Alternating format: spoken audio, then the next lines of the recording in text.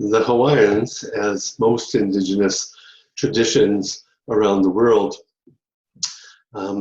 recognize that change is a multifaceted thing, that our connection with the universe is broader than what we think, and that it is our relationship with that universe, with the energy of the universe, that causes us to be able to be a broader or a bigger influence in the world around us. And so when we're looking at therapy, we're looking at influencing the change in our clients. We're looking at creating those conditions for our clients to create the new model of the world, to create the model of the world that will support them in what they want, in maximizing their potential. And so today we're going to talk about the 7 Hawaiian principles for change. What is it that's required for us to maximize our influence in the world around us? Now, these principles are effective in therapy, and they're also effective in every part of our life, and recognizing that we can use ourselves and our relationship with the world around us to influence the world in a very profound way. So 7 is a sacred number. Hiku is the Hawaiian word for 7. And hiku, in the Hawaiian language, the words are broken down into many different possibilities. So although hiku together means the number 7, he means a flowing away, and ku means to penetrate the darkness with the light.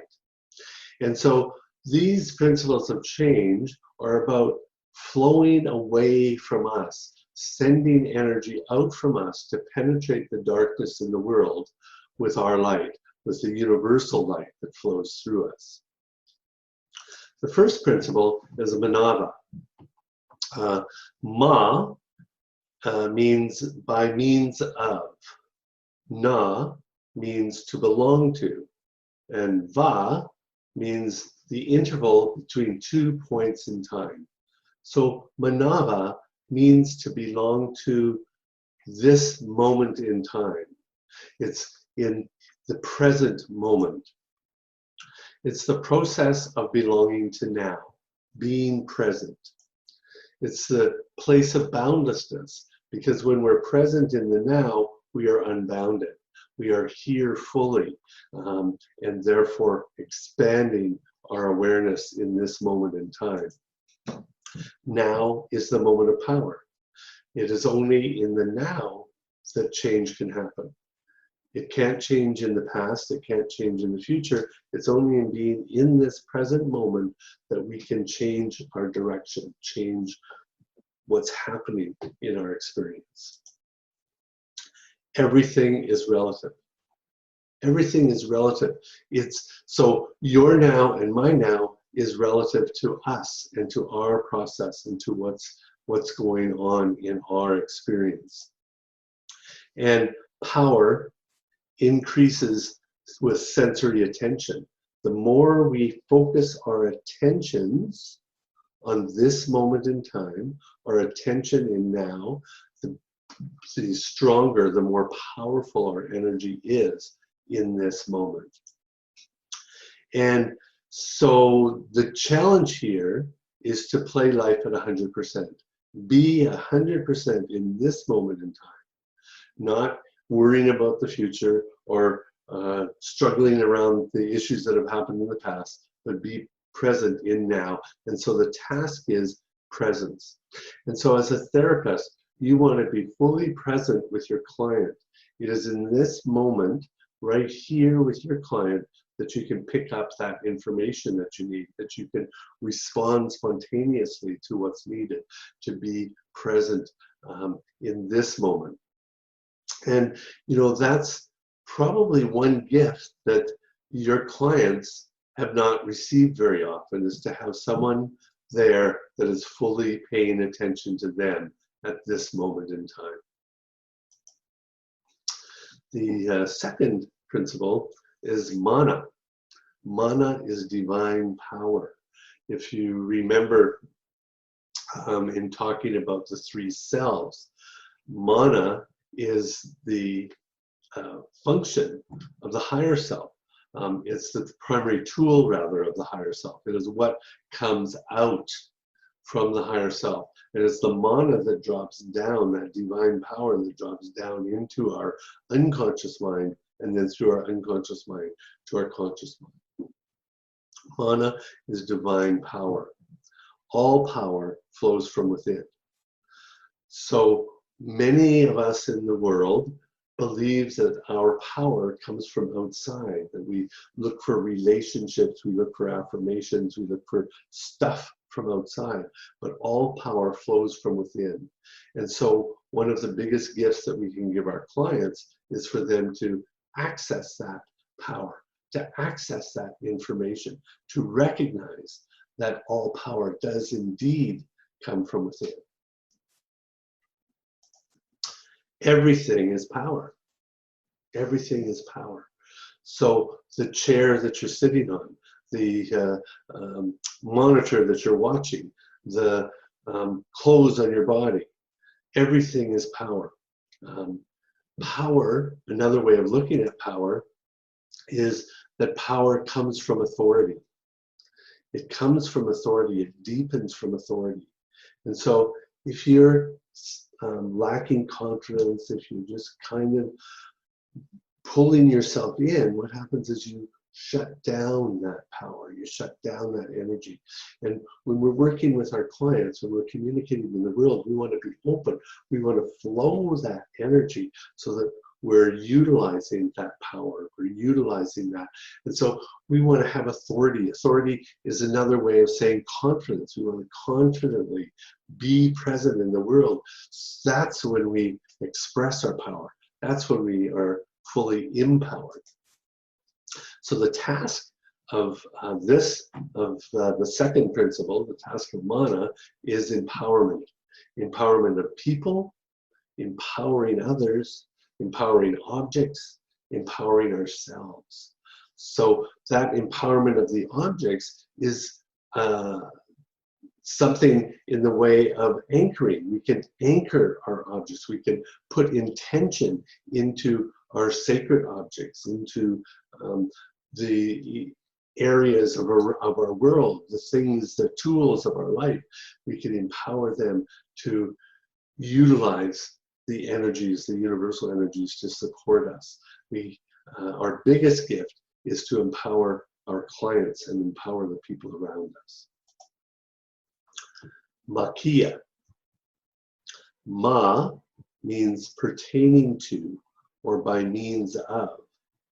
And ki is to shoot water from a hose, to germinate. It's to send it out. Kia means to concentrate on, and a means a fiery burning, a close connection. And so Makia is about focusing our energy, focusing that water from the hose, bringing it down to germinate new life, to germinate growth. And it's about concentration with a close connection with our clients, with the people that we're communicating with. So some of the areas here is creating a close connection by means of concentration. So what Makia really means is that we're creating a close connection by concentrating. Energy flows where the attention goes. So as we concentrate on something, we're increasing the energy flow there. And attention goes where the energy flows. So whatever we're sending our energy to, our attention goes there as well. And so when we're focusing on our client and sending energy to them, we're increasing that energy and we're increasing our attention to assist our client in transforming and creating the changes that they're looking for. Everything is energy. Chair's energy, the monitor that you're watching is energy. Everything is energy, just as everything is mana. And so the task here in Makia is focus. Focusing on that which we want to concentrate our energy to. As we lose our focus, we get scattered. The energy gets scattered. As we focus, the energy moves directly to that which we are focusing on. Number 4 is aloha. Alo means to be with, or to share an experience here and now. Oha means affection or joy. And ha is life's essence, breath, the water of life that flows from the breath. And so aloha means to share an experience of affection and joy in the here and now. Again, it's being present, being focused, sharing love. And so, again, as we look at working with our clients, opening up to love, being able to shine our love, to embrace our client with our love is a very powerful tool. It is through that loving connection that our client can re-access their own loving being, their own sense of worth and value, to remember who they really are. To love is to be happy with. To love is to be happy with. And so when you're with your clients and you're loving them, you're happy with them. And that shifts that whole environment. It's not like they become a burden. It's not like they you've been working too hard and you need a break. It's that you're in that happy place, and that's you loving that space. And that allows you to be at your best, in your maximum functioning. Love increases as our judgment decreases. So as we judge ourselves or others less, we love ourselves and others more. And so many of our clients come to us with judgments about themselves. Somehow they're not good enough, they don't measure up, there's something wrong with them. And they are therefore unloving of themselves. And our task is to help them to love themselves. Everything is alive, aware, and responsive. And so everything responds to our love. It responds to the energy, the essence of what we put out into the world. And so the task here is blessing. Blessing yourself, blessing the world, blessing the objects around you, blessing the people around you. Blessing increases our connection. Blessing helps us, when we're blessed, it helps us to remember or reconnect with that which is good within us. Kala. Kala means to forgive, to free. It also means to rise up to the radiant light from the sun. There are no limits. The lesson in Kala is that there are no limits. We only place those limits on ourselves or accept those limits that are placed around the world or by the world. In reality, there are no limits. We are boundless. Everything is connected. We are all one. And so our work with our clients actually impacts us. It moves us into more powerful, more healthy ways of being. our thoughts about ourselves, our thoughts about the clients, our thoughts about our friends and our family affect us. Everything is connected. Anything is possible. That goes along with there are no limits. So anything is possible. And separation is a useful illusion. Sometimes it's useful when you have a client who's experiencing some negativity. It might be physical, it might be emotional. It's useful at times to recognize that we're separate. We're separate. I am not them. That's their pain, not my pain. I can be separate from that. It is just an illusion because we are all one, but that separation is a useful illusion.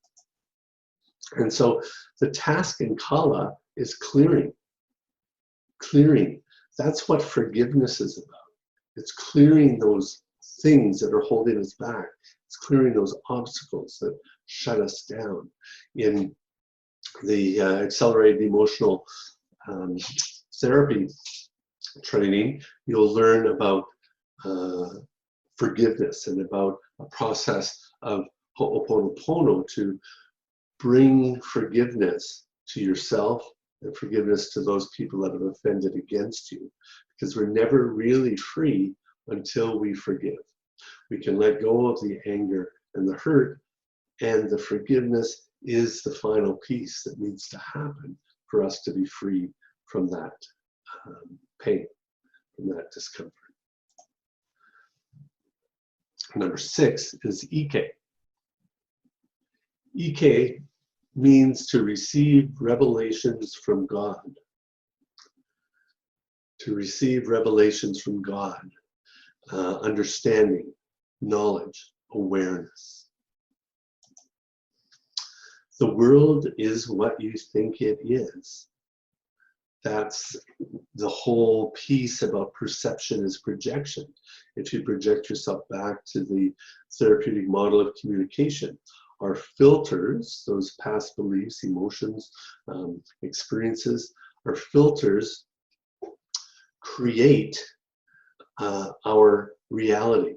We distort, delete, and generalize the information. So whatever's happening outside, we're putting it through our filters and therefore projecting those filters, those ideas out into the world. The world is what we think it is. And so if we think that the world is an evil, distrustful place, then that's what comes back to us. We see it in the world around us. If we think that the world is loving and supportive, that's what comes back to us. Life is a dream, and we dream our life into reality. We use our thoughts to move into reality, to create the world around us. So it's important that we look at shifting the thoughts of our clients to dream the new dream, to imagine the possibility of it. And that's why we spend so much time learning about language patterns, so that we can assist our client to create those thoughts inside that become their new reality. And all systems are arbitrary. All systems are arbitrary. There is nothing set in place. We can shift anything within any system and create a difference. It can be different. And so the task here is seeing, imagining, creating. And the last one is Pono. Po means the higher realm of the spirit world from which man originated. And No means to be connected because of birthright, because you were born into that connection. And so Pono is the connection with the higher realm of the spirit world from which man originated. So connected to our connection with spirit, with the spirit world. recognizing that we all came from that same source and therefore all have that infinite power. Effectiveness is increased as we express our truth and our purpose. So if you remember again about the three selves, the highest purpose of the higher self is for us to achieve our purpose here on this planet. Our effectiveness is increased as we express our truth and purpose. As we stand in our truth, we become more effective, become more empowered. There's always another way to do anything. Law of requisite variety. The person with the most flexibility is in charge of their world. And there's always another way. If one thing's not working, look at another, because now is the moment of power. You can make that change now and be different. And so the task here is congruently being in alignment with your intention and purpose. Congruently being in alignment with your intention and purpose. So if you were to embody these 7 principles, you would find that your influence in the world around you expands exponentially. Not just as a therapist, but as a human interacting with other people in day-to-day life. And so my challenge to you is to look at each of these, to discover how you can implement and expand the influence of those different principles, how you could use those principles in your life.